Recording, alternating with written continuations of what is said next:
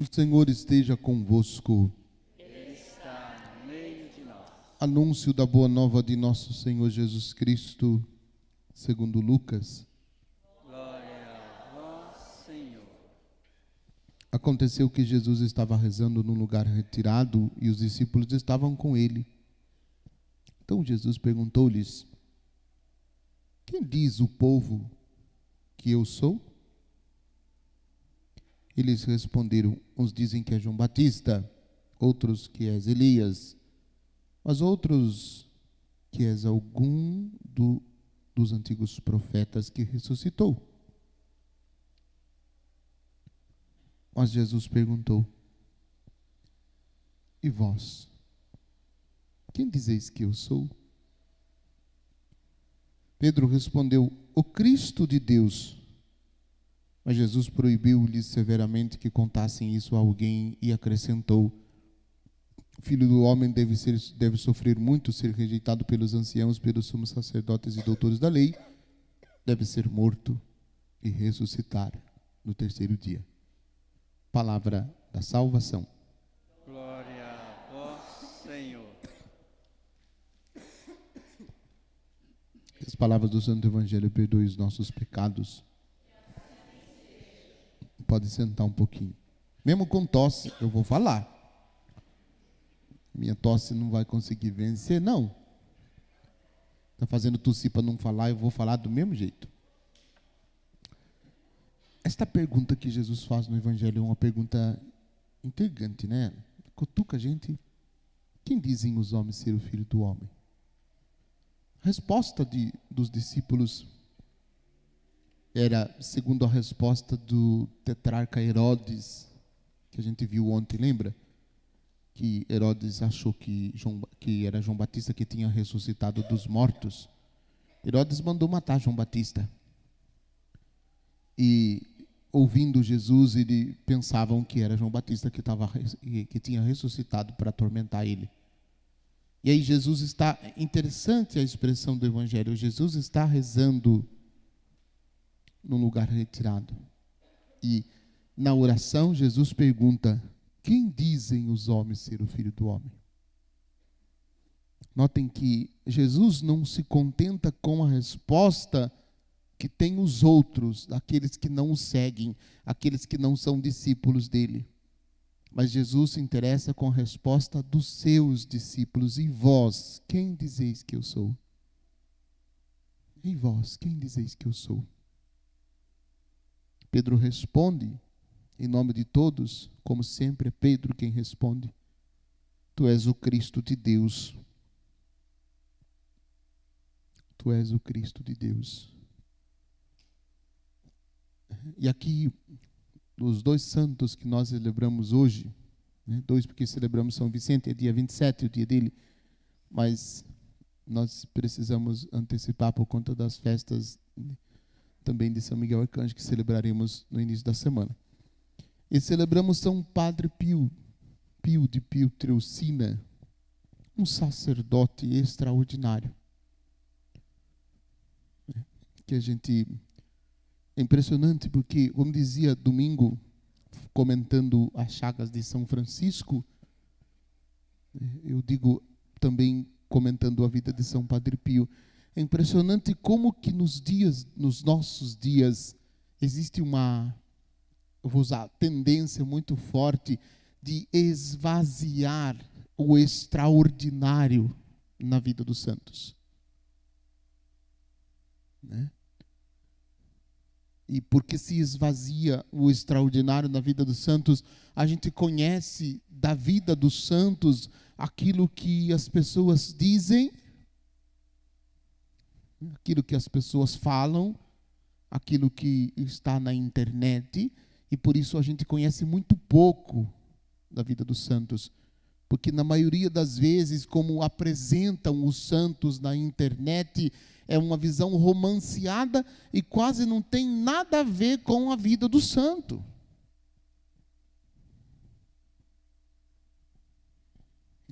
São Padre Pio, ele sofreu muito.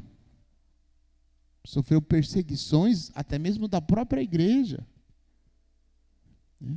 Alguns da igreja o chamavam de louco. Foi proibido por um tempo de celebrar missa, foi proibido por um tempo de atender confissões.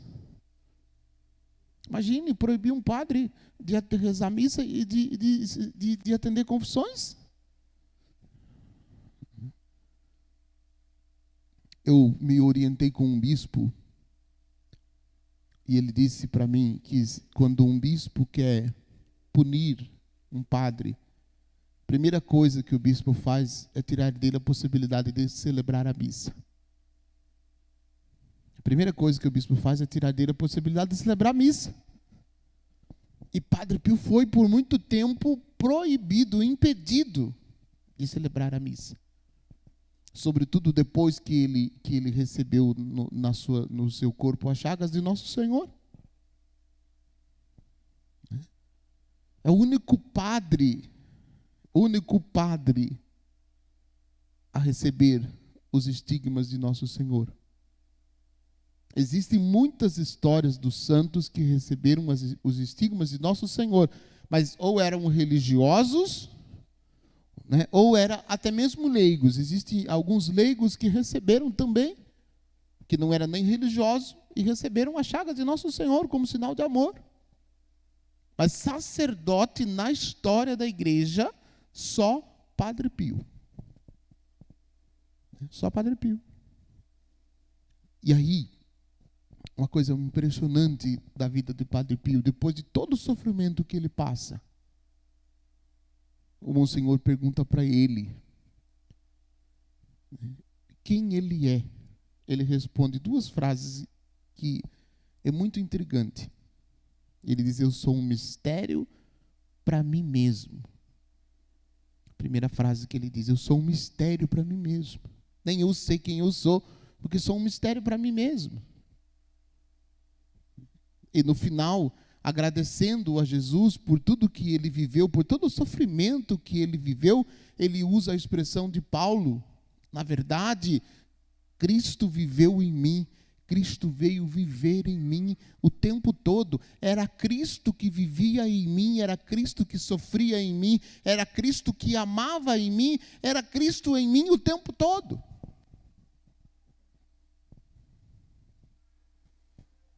Né? E aí a gente olha para a vida de piedade, para a vida de oração, né? Que a gente tem uma vidinha de oração sem vergonha, fraquinha. A gente reza tão pouquinho, e a gente é tão mesquinho na nossa oração, e a gente faz algumas horinhas de oração, a gente acha que já está rezando. Tem alguns que fazem algumas horinhas, parece que está até flutuando.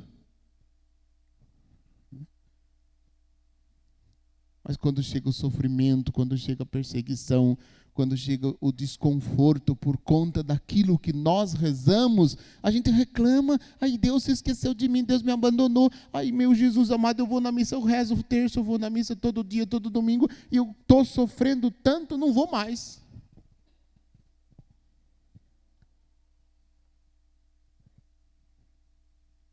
Como se a gente soubesse o que é sofrer como consequência da oração. Que a gente não sabe o que é sofrer como consequência da oração. Quando a gente olha para a vida do Padre Pio, a gente fala assim: a gente não reza nada.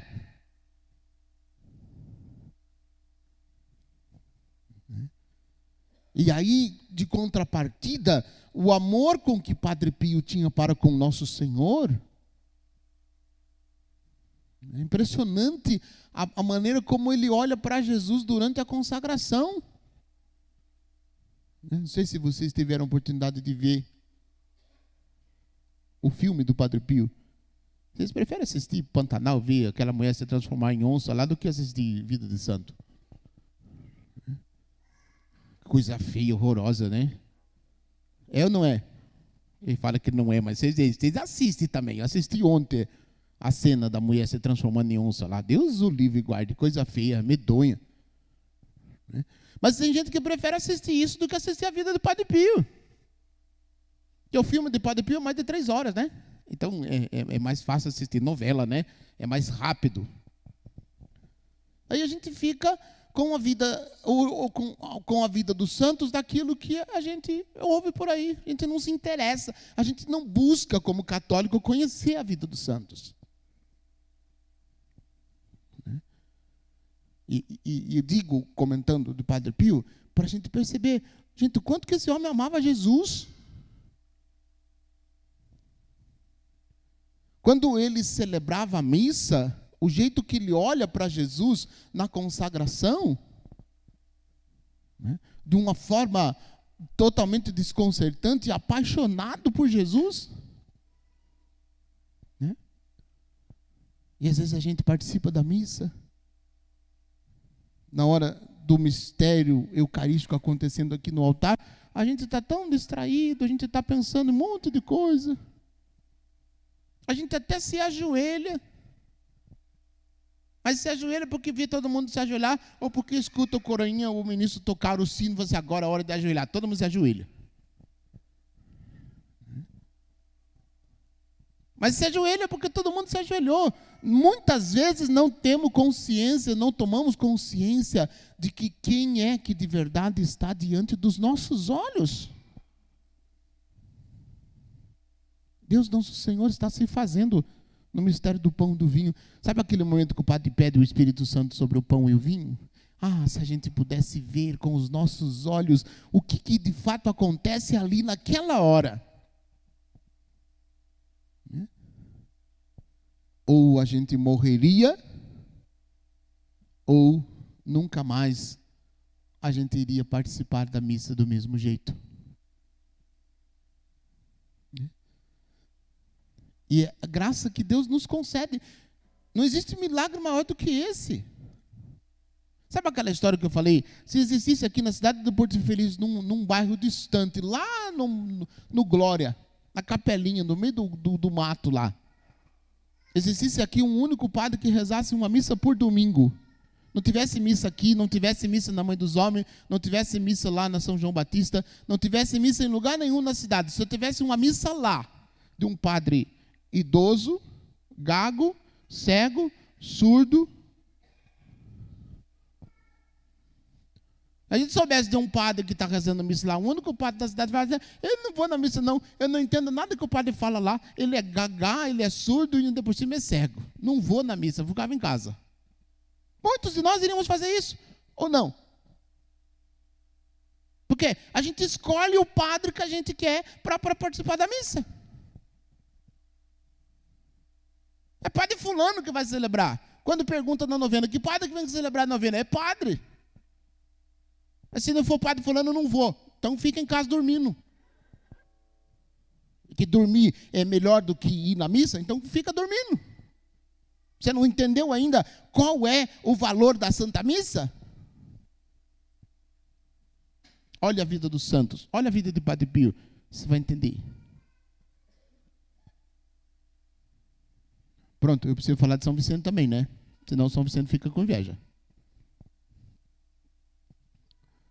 Mas na mesma linha, duas coisas importantes e duas observações sobre São Vicente.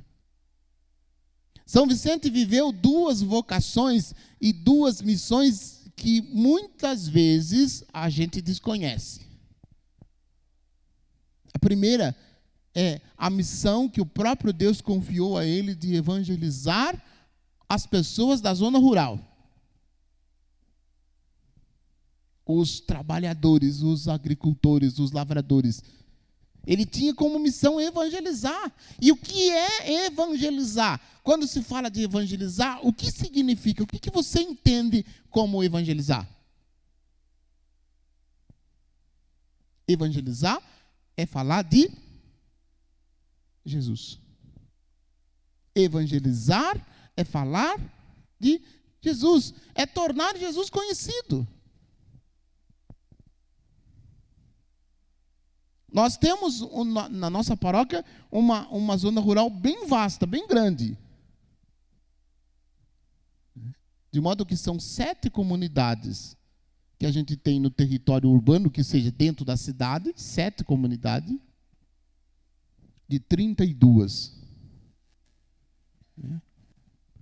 Tiramos aí 3 que são 2 comunidades terapêuticas e uma outra comunidade que hoje não tem mais atividade. Nós temos aí o restante de 20 e tantas comunidades. São tudo comunidades zonas rurais. E que muitos na zona rural, conhecem Jesus muito profundamente e muitos outros conhecem só porque ouviu falar.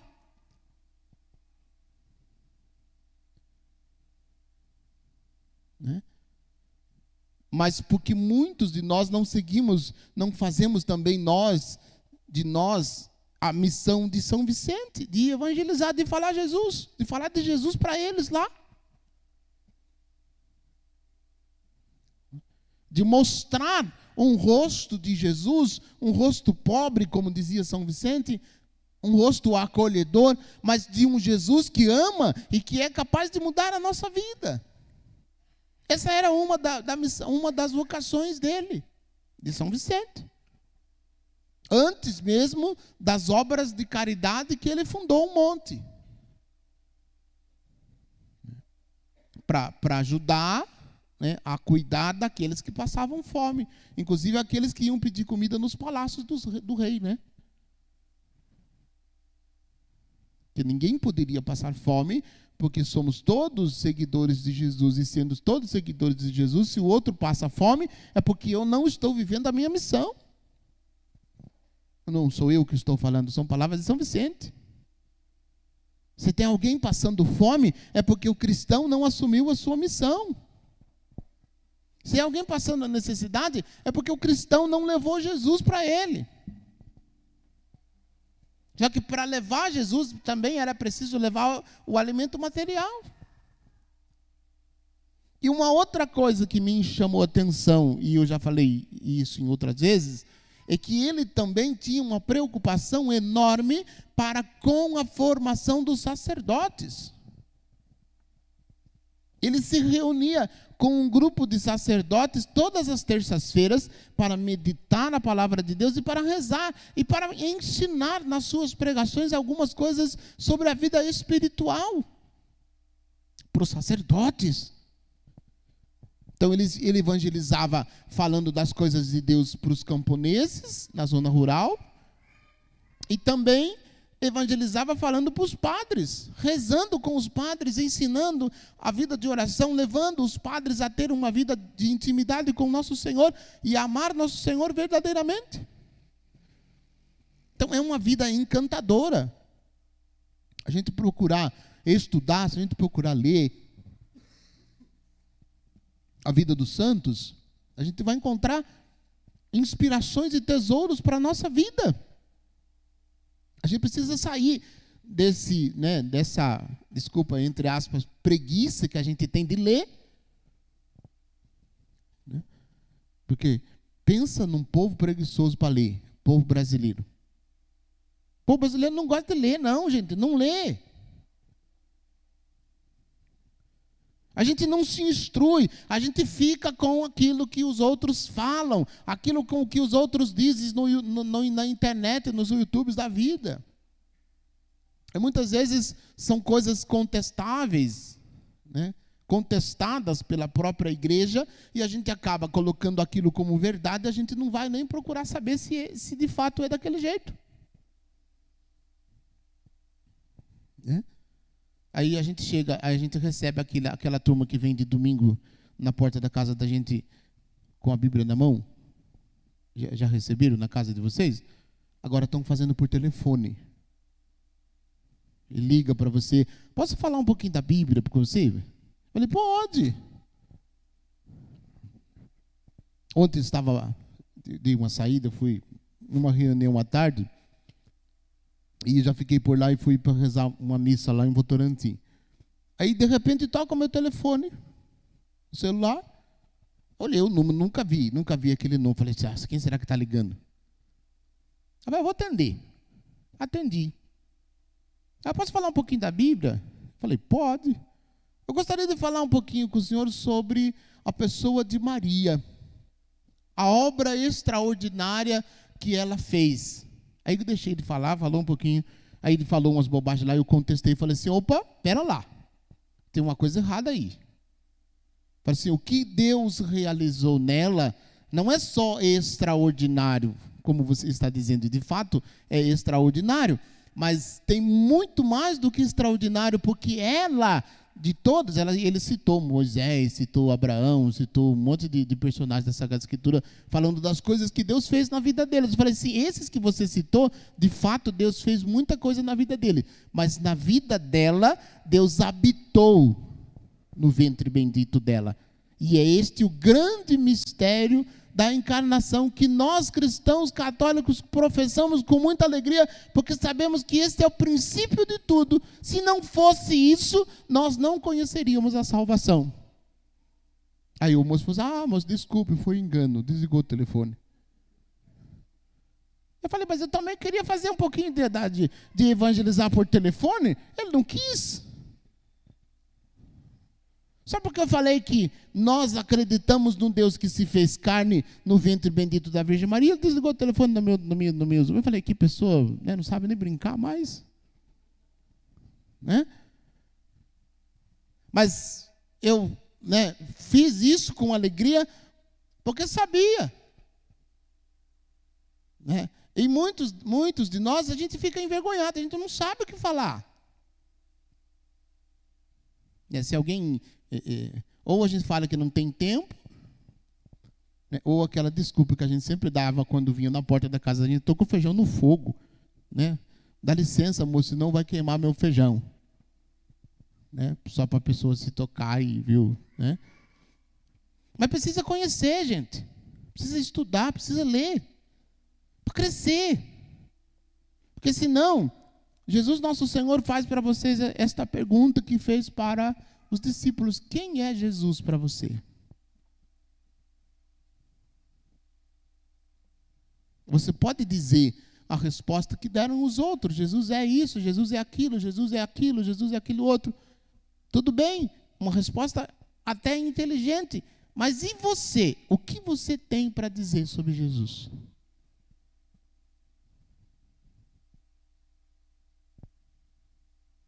O que você tem para dizer de Jesus? Então, quando a gente estuda a vida dos santos, tanto quanto São Padre Pio, quanto São Vicente, a gente vai descobrir o quanto que estes amavam profundamente Nosso Senhor e viviam por causa deste amor, faziam tudo. Eram capazes de sofrer. E sofriam com alegria. Por causa dele, por amor a ele, para torná-lo conhecido. Para torná-lo conhecido. Então, olhando para a vida dos santos que nós celebramos, né, que a gente possa entender um pouquinho disso. Domingo eu falo um pouquinho mais da espiritualidade de São Vicente. Hoje eu falei só 2 aspectos, que foi a sua vocação e a sua missão. Mas o como é importante a gente ter estes santos, estes homens de Deus como modelo da nossa vida. A gente segue certamente um monte de gente no Instagram, não segue? No Facebook, no YouTube, nas internets da vida, não segue? A gente segue, não segue? Um monte de gente. Mas nós deveríamos, com muito mais coragem e com muito mais evidência, seguir o exemplo dos santos. Porque estes, sim, podem nos levar para o céu. Se seguirmos o exemplo da vida dos santos, também nós podemos ir para o céu. E se não seguimos, se decidimos seguir outros que não são santos, que não amaram profundamente a Deus, o resultado pode ser não ser tão feliz e tão satisfatório no final. Como aquela pergunta que Josué fez para o povo de Israel: a quem você quer servir? A quem você quer seguir? E antes que o povo respondesse, ele mesmo respondeu: quanto eu e minha casa seguiremos ao Senhor. E nós precisamos seguir o Senhor observando o que Deus fez na vida dos santos, como os santos viveram. Como os santos viveram. Assim a gente busca também nós as virtudes e aquilo que eles buscaram. E amaremos verdadeiramente a Jesus. E se um dia alguém perguntar para nós, ou se esse alguém seja o próprio Jesus perguntar quem é ele, nós saberemos responder, porque nós teremos intimidade suficiente para dizer quem ele é.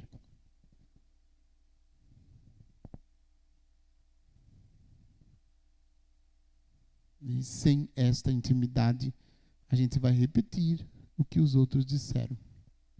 Elias, Jeremias, alguns dos profetas, um homem poderoso por palavras, um profeta poderoso em obras e palavras, um homem que realizava milagre, fazia cego vir enxergar, surdo ouvir, paralítico andar, ressuscitava mortos. É este.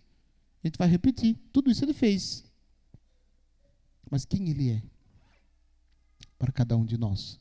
Somente com intimidade a gente poderá responder.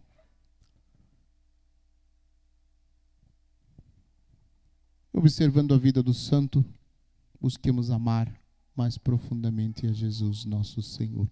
Louvado seja nosso Senhor Jesus Cristo.